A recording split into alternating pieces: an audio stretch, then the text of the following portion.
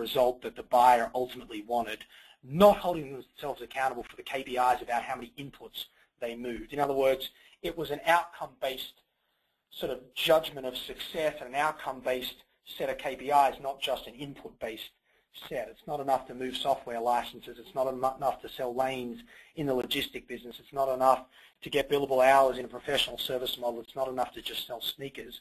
We need to actually sell the solution on the back end of that. So that was one example that we sort of explored pretty deeply in the research. By the way, they're now doing things, Nike are now taking this platform elsewhere as well, and they've got a Nike Plus in basketball shoes now that tracks your vertical feet or meters sort of jumped and how much air time you get in a game. It's really kind of cool. So there's a lot of social elements of that as well.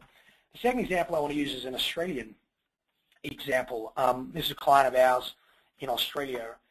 If you go back 4 or 5 years when the education revolution hit and Kevin Rudd was sort of promising billions of dollars to pump into the education market, there was an underlying assumption of that funding that the biggest barrier and the biggest gap to the use of technology in education was acquisition.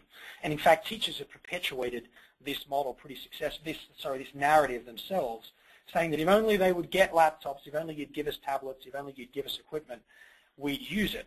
Well, it turned out that about 50% of the products shipped in the first iteration of that funding was still in its box 6 months afterwards. There were certain other issues, like only one PowerPoint in any classroom. Some of you may have seen the photos that got around the web of the complete and utter dysfunction in some of these schools. But our client, Apple, who are obviously a multinational subsidiary in Australia as well, they were like, the issue is not acquisition, the issue is application. And if we truly want to be the obvious choice in education for technology and hardware, then we can't solve